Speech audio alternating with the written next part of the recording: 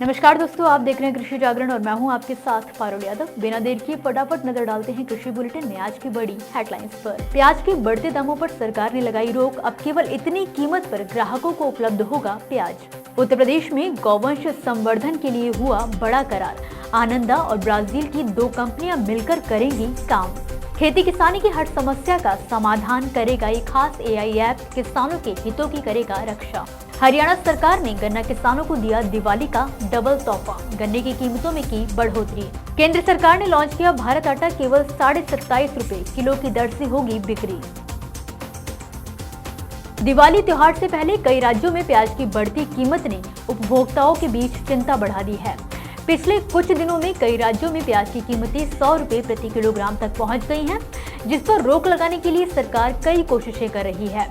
उपभोक्ता मामलों के सचिव रोहित कुमार सिंह ने हाल ही में बताया था कि अगस्त के मध्य से बफर स्टॉक का प्याज बाजार में जारी किया गया है।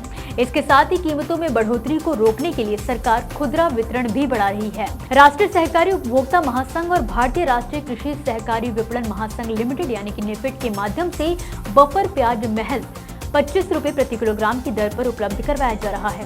इसके अलावा उपभोक्ता मामलों का मंत्रालय 5 लाख टन प्याज का बफर स्टॉक बनाए हुए है और आने वाले दिनों में 2 लाख टन प्याज की खरीद होने वाली है। वहीं केंद्र ने प्याज निर्यात के लिए MEP 66,730 रुपए प्रति टन तय किया है। मतलब 31 दिसंबर 2023 तक कोई भी प्याज व्यापारी इससे कम कीमत पर प्याज का निर्यात नहीं कर सकेगा। बुलेटिन की बाकी खबरों को विस्तार से बताएंगे, लेकिन उससे पहले मैं आपको बताना चाहूंगी कि कृषि जागरण द्वारा दिसंबर महीने में millionaire farmer of India award आयोजित किया जाने वाला है, जिसका फिलहाल रजिस्ट्रेशन शुरू हो चुका है। अगर आप भी एक बेहतरीन किसान हैं और खेती में नए आयाम हासिल कर रहे हैं तो बिल्कुल देर न करें और वीडियो के डिस्क्रिप्शन बॉक्स में दिए गए लिंक पर जाकर अपना रजिस्ट्रेशन जरूर करें। साथ ही आप लिंक पर विजिट करके इस अवार्ड से जुड़ी सारी जानकारी भी हासिल कर सकते हैं। उत्तर प्रदेश के मुख्यमंत्री योगी आदित्यनाथ द्वारा डेयरी सेक्टर को बड़ा औद्योगिक रूप देने के लिए तरह तरह के प्रयास किए जा रहे हैं। इसी कड़ी में आनंदा डेयरी और ब्राजील की 2 बड़ी कंपनियों ने पोषण युक्त चारा निर्माण व गौवंश नस्ल सुधार के मकसद से हाल ही में एक MOU साइन किया है। आपको बता दें कि दिसंबर 2022 में global investor summit road show के दौरान भारत से ब्राजील गई टीम के साथ हुई बातचीत के चलते ही इसे क्रियान्वित किया गया है। समझौता ज्ञापन के दौरान मुख्यमंत्री योगी आदित्यनाथ ने कहा कि प्रतिष्ठित डेयरी समूह आनंदा ग्रुप और ब्राजील की कंपनियां अमेरिया पजोरा व BH एम्ब्रियोज के बीच इस MOU के चलते दुधारू पशुओं के पोषण एवं प्रजनन में उपयोग की जाने वाली उन्नत तकनीक के जरिए दूध उत्पादन में बढ़ोतरी की जाएगी। वहीं दूसरी ओर उत्तर प्रदेश की योगी आदित्यनाथ सरकार गौवंश संवर्धन और संरक्षण के लिए अब 3 श्रेणियों में गौवंश की गणना कराएगी। मुख्यमंत्री योगी आदित्यनाथ ने निर्देश दिए हैं कि 3 श्रेणियों में प्राथमिकता के आधार पर गणना कराई जाए। इसके लिए जियो टैगिंग का भी उपयोग किया जाए। तेजी से आगे बढ़ते इस आधुनिक दौर में आए दिन कई तरह की खोज और आविष्कार किए जा रहे हैं, चाहे वो कृषि के क्षेत्र में हो या किसी भी क्षेत्र में। लेकिन हम बात करेंगे कृषि की, तो हाल ही में कृषि एवं किसान कल्याण विभाग ने Wadhwani institute for artificial intelligence के सहयोग से कृषि 24/7 प्लेटफॉर्म को विकसित किया है, जो कृषि सूचना निगरानी एवं विश्लेषण के लिए google.org की सहायता से चलने वाला स्वचालित पहला कृत्रिम बुद्धिमत्ता संचालित समाधान है।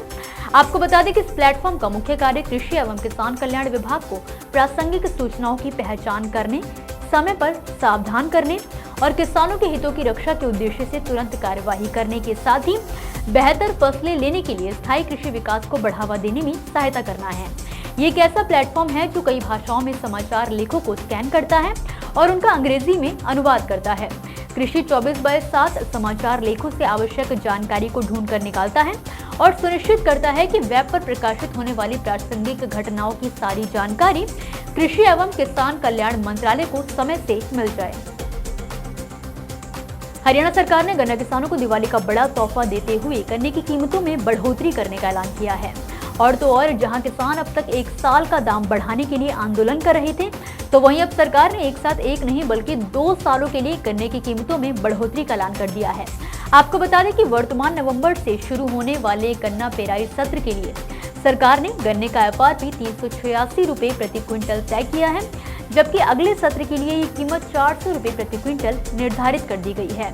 यहाँ के किसान लंबे समय से गन्ने का दाम 400 रुपए प्रति क्विंटल करने की मांग कर रहे थे, जिसे अब पूरा कर दिया गया है। फिलहाल वर्तमान सत्र के लिए गन्ने का मूल्य अगेती किस्म के लिए 372 रुपए प्रति क्विंटल से बढ़ाकर 386 रुपए प्रति क्विंटल कर दिया गया है, जो कि 14 रुपए की बढ़ोतरी है। इसके साथ ही अब हरियाणा देश में सबसे ज्यादा गन्ना मूल्य देने वाला राज्य भी बन गया है। पंजाब इसके बाद दूसरे स्थान पर चला गया है, जो अपने सूबे के किसानों को 380 रुपए प्रति क्विंटल का भाव उपलब्ध करा रहा है। दिवाली से पहले आम आदमी को महंगाई से राहत देने के लिए केंद्र सरकार ने बीते सोमवार को भारत आटा लॉन्च कर दिया है।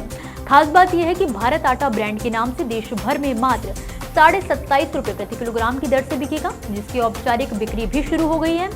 आपको बता दें कि भारत आटा सहकारी समितियों, नैफेड, NCCF और केंद्रीय भंडार के माध्यम से देश भर में 800 मोबाइल वैन और 2000 से ज्यादा दुकानों के जरिए बेचा जाएगा। केंद्रीय खाद्य एवं उपभोक्ता मामलों के मंत्री पीयूष गोयल ने यहां कर्तव्य पथ पर भारत आटा की 100 मोबाइल वैन को हरी झंडी दिखाकर रवाना करते हुए कहा कि अब जब हमने परीक्षण कर ही लिया है और सफल रहे हैं, तो हमने एक औपचारिकता पूरी करने का फैसला किया है, ताकि देश में हर जगह आटा 27.50 रुपए प्रति किलोग्राम की दर से उपलब्ध हो। उन्होंने कहा कि परीक्षण के दौरान गेहूं के आटे की बिक्री कम थी, क्योंकि इसे केवल कुछ दुकानों के माध्यम से खुदरा बेचा गया था। हालांकि इस बार बेहतर उठान होगा, क्योंकि उत्पाद देश भर में इन 3 एजेंसियों की 800 मोबाइल वैन और 2000 दुकानों के माध्यम से बेचा जाएगा। आज के कृषि बुलेटिन की बड़ी खबरों में फिलहाल के लिए बस इतना ही। आप मुझे दीजिए इजाजत और देखते रहिए कृषि जागरण। धन्यवाद।